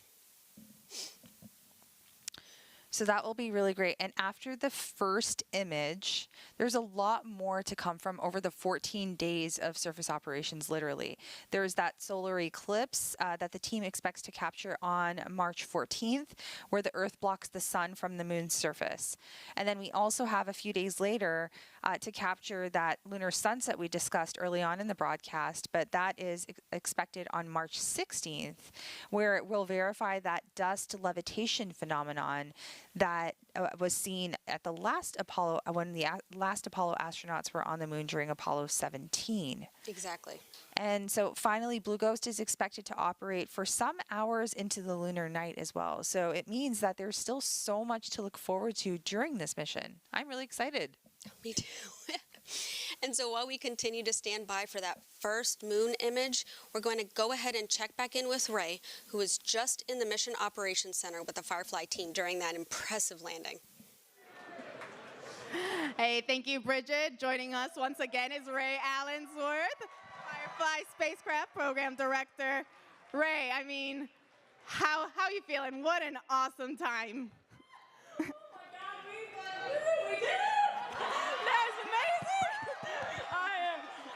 My heart's beating so fast. I know, I can see that. It's so exciting. Yeah. You know, you were just in Firefly's Mission Operations Center. Can you tell us how everyone was feeling in that moment, what it was like? It was so quiet for just like, I mean, it was like a 9-minute burn, 12 minutes, like getting, through PDI, pitch over, and then you just hear these 4 call outs. And I think I'll just forever hear like our chief engineer Will's like voice, like we successfully landed on the moon, and then just everybody kind of lost their minds. I'm sure y'all did too. Yeah. We sure did. It was great. Now Blue Ghost is on the moon. Yeah. What's the team doing now? So they're all business again. So I had to leave because I couldn't keep it together.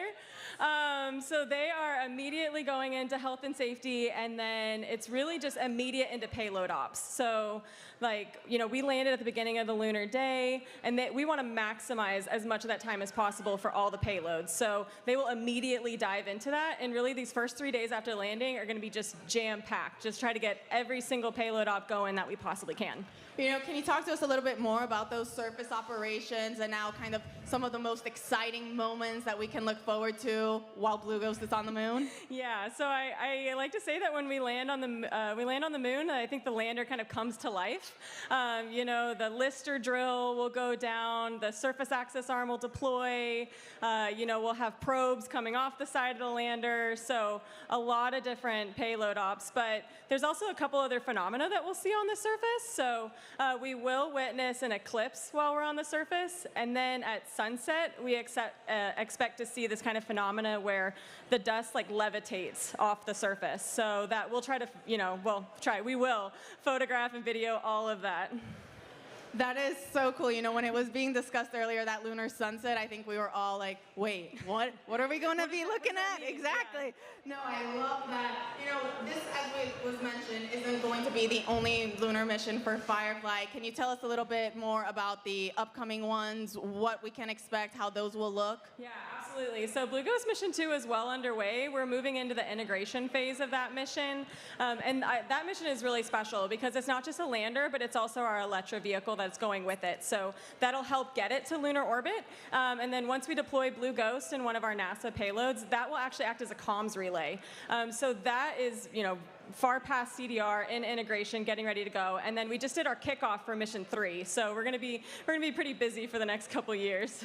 Very busy. I mean, and you just mentioned for the next lunar mission, you have to use, it's not just going to be the lander that you're sending, you're also using the orbiting spacecraft, the Electra vehicle. Tell us how that works, why it's needed, for Blue Ghost Mission 2. Yeah, so Blue Ghost Mission 2, we have a lot more payload mass, but also we're deploying a fairly large payload lunar pathfinder into orbit. The transfer stage will get that whole stack to lunar orbit once we deploy from the launch vehicle, and then it deploys LP, and then again, it's staying as a comms relay, so we'll be on the far side. So we're really designing that vehicle to be able to operate for 5 years. So it's a pretty robust vehicle, and it shares a lot of heritage from the lander. That's really cool. I cannot wait for that one to get underway. And as you mentioned, the second mission, that's going to go to the far side.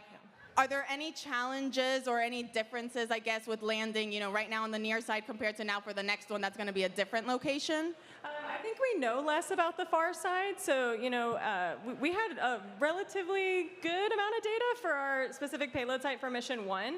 We're landing equatorial far side on Mission 2. A little less familiar with that area, but really, it's really well suited for the payloads because they want it to be totally radio silent. So it's dark in that regard. We'll learn more about it as we go through integration and the mission ops phase for that mission. That is super exciting. I can't wait to learn about all the different things that you guys uncover along the way. Now, Ray, for you personally, I guess, what's next for you? What are you going to be doing for the rest of this mission, or are you now full steam ahead on Blue Ghost Mission 2? I'm going to go to sleep and then just dive right into surface ops. I'll be in the mock a lot, and then maybe a PTO day or two, and then just Mission 2. Well, you definitely deserve a day or two of PTO. Ray, congratulations once again. Thank you so much for joining us. Now, we'll send it back to our hostess, to Nilofer and Bridget. Thank you, Tony, and congratulations to both of you once again. In case you missed it just moments ago, Firefly successfully landed on the moon at 2:34 a.m. Central Time. The Blue Ghost Lunar Lander safely touched down in Mare Crisium, delivering those 10 NASA science and tech instruments.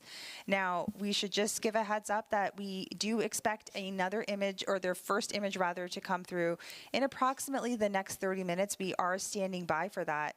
But let's talk a little bit more about what to expect and what took place over the course of the landing. So let's take a look at that incredible landing. Now that we're on the surface, we're, like I said,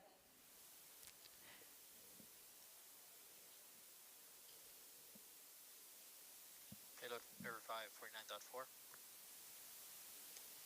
Copy. Verified. 11 meters up.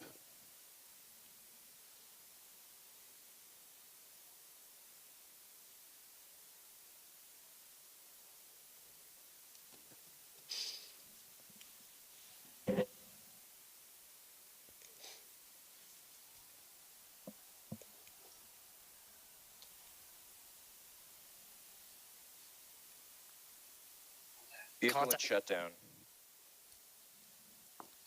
3 contact sensors tripped. Engine shutdown confirmed.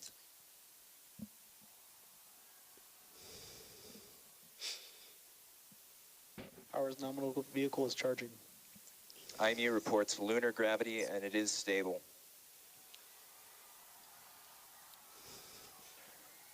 Alcon, Chief Engineer on Ops. Y'all select the landing. We're on the moon.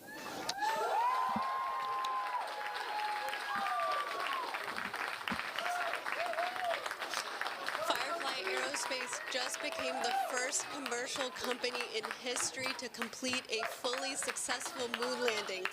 Congratulations to the entire team. This is such an incredible feat for Firefly, NASA, our nation, and the world as we pave the way for a lasting lunar presence. congratulations, Bridget.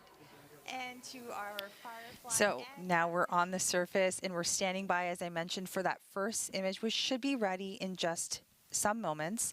But Blue Ghost is on the moon for the first time. And we know that image won't be the same quality that we've seen over the course of this mission or while it was in transit.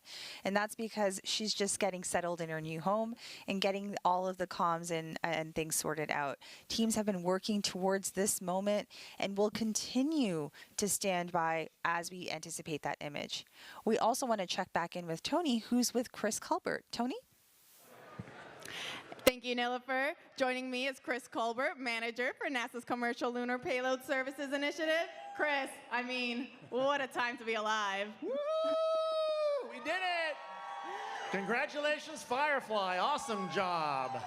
That's right. Now, Chris, can you tell us why it's so important that NASA has the CLPS initiative and that we have multiple companies sending our NASA instruments to the moon?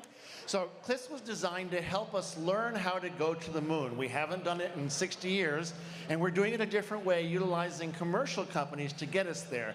We're using multiple commercial companies because we want to be able to fly a lot of missions relatively quickly. So we're hoping to get lower cost missions at a faster pace, and we just have proof it works. We landed on the moon almost perfectly. That's right. You know, and speaking of the moon, I guess, why the moon specifically? Like, why was that location chosen for CLPS as opposed to any other location in the universe? Well, let's start with the first part is because the moon is close. It's relatively easy to get to. We can get to it in just a few days, but it's also a key part of the Moon to Mars strategy for the agency, the Artemis program and getting humans back to the moon and on to Mars. Starting here with the smaller landers and letting us learn about the moon is a big part of what CLPS is for. You know, on that note, do you think then that CLPS could one day expand to cover other destinations like Mars? Well, what I think we're seeing here is that commercial companies are very successful. So we want to take advantage of those capabilities and the growing industrial base in the United States and the American companies, what they bring to the table to allow us to broaden our exploration. It's a key part of the Artemis strategy is to take advantage of commercial companies. And as we just proved tonight, they can do it. They can do it really well. That's right. You know, now that we have another commercial company on the moon, how does it feel to see this initiative underway and producing results? It's astounding. This is amazing. I can't say enough good words about the Firefly team. They did just such amazing work all the way through, and that was kind of a picture-perfect landing. Everything worked beautifully all the way through this mission. They knew what they were doing. They solved every problem that came in front of them. This is just an amazing feeling. It demonstrates that what NASA started with 5 years ago can work, that we can utilize these commercial companies at a fraction of our normal cost, and we can get to the moon. We've got another landing coming up in just 5 more days, and 6 more planned over the next 3 years. So we've got a lot of moons coming, and this works. That's right. I mean, you just mentioned we have another moon landing coming up very shortly. Can you tell us a little bit more about those future CLPS flights, what we can look forward to and when? Sure. So part of what we're doing here, Nikki Fox mentioned it earlier, we're helping learn more about the moon to prepare us for taking humans back. So we're flying an increasingly complex series of instruments to the moon and demonstrations of technology to help advance our capability prior to taking the humans there, to make it safer and more productive when they do get there. We'll see those missions scattered out fairly consistently over the next 3 to 4 years as our instruments are matured and put together, and we take advantage of what we learned from these early missions. You've heard a lot today about the instruments on this mission. We'll learn from those instruments and make adjustments to the instruments we fly in the future. And you'll see those spread out over the next 2 to 3 years so that by the time we take humans back, we know a lot about the moon. That's cool. I'm very much looking forward to that. I mean, Chris, you know, thank you so much again for joining us here. Now, we'll send it back to our hostess, to Nilofer and Bridget. Thank you both, and thank you, Chris, for guiding the entire CLPS team since day one. I know it's an accomplishment, and I know that I am not alone as I express gratitude for your guidance and support over the years. We are all so grateful for you.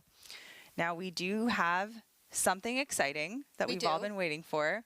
Do you want to tease the audience a little bit more, or what do you think? Well, we have that lunar image ready. Do we? Let's go ahead and share that with the team here. All right, you're seeing it here first. Look at that view. I'm feeling a little bit emotional, and I'm feeling over the moon. Now, when I look up at the moon from down here, I will always remember this exact moment and the fact that Blue Ghost Mission 1 is in the northeast region in Mare Crisium. What an incredible sight. Bridget, can you tell us what we're looking at right now? Yeah, so this will be one of those cameras on the lunar lander. We're looking at that lunar surface, so you can see the various features of that regolith, the crater, some rocks, and that vision navigation system did such a phenomenal job finding what looks like a relatively flat surface for us to land on. And then obviously you can see some portion of our lander in that image as well. Now, this is that low-quality image we anticipated, but Firefly expects to share more imagery and insights at the upcoming news briefing. That's right. We'll get that X-band imagery, and then we'll actually also be able to get that video from landing. Now, before we get ready to wrap, what else is next for Firefly, Bridget? In the coming weeks, Firefly is scheduled to launch Lockheed Martin's LM-400 satellite on our next Alpha rocket. The Firefly team is also gearing up for our next mission to the moon in 2026, and that mission is part of another NASA CLPS task order. But this time we're going to utilize a 2-stage spacecraft configuration with Firefly's Blue Ghost Lander with a stacked Elytra orbital vehicle to support operations in lunar orbit and on the far side of that moon. To learn more about the rest of Firefly's upcoming missions, you guys can always check out fireflyspace.com/missions. And I know NASA has a lot coming down the pipeline, too. What do y'all have in store for us? We do. We are busy. So CLPS continues to be an example of how NASA is enabling commercial services at the moon to support long-term lunar exploration. We have more CLPS deliveries that are planned through 2028, and the next CLPS lunar landing is coming up. Intuitive Machines' IM-2 mission is just days away to landing on the moon on March 6th at Mons Mouton, which is near the moon's south pole, which you can follow on all of our NASA channels. On top of the next moon landing, we also have a launch. We're launching 2 new NASA science missions together in the coming days. NASA's newest space telescope, SphereX, and its rideshare Punch will lift off from Vandenberg Space Force Base in California. Now, then after that, we do have the launch of Crew 10 to the International Space Station, which is targeting no earlier than March 12th, as well as the return of Crew 9 shortly after. And beyond that, there's Artemis 2, the first crewed mission of the Orion spacecraft and Space Launch System rocket, which is scheduled for no later than April 2026.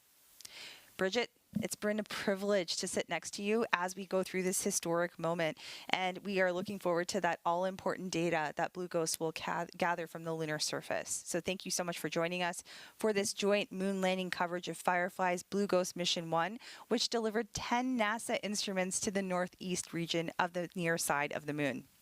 And that's going to be a wrap for us tonight. We are incredibly proud of what this team has accomplished today. We want to thank you all for joining us. Be sure to tune into the joint Firefly and NASA press conference that's set to begin at 4:30 a.m. Central or 5:30 a.m. Eastern on NASA Plus and Firefly YouTube. We do plan to share our HD imagery we talked about and that descent video during that time. And we'll also provide more in-depth updates on the mission ahead.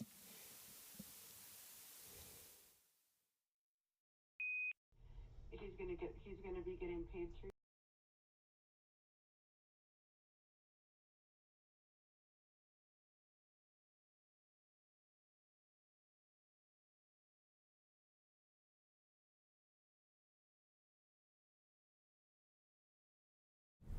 And there we have it, Blue Ghost officially on the lunar surface. Congratulations to Firefly Aerospace on a successful mission.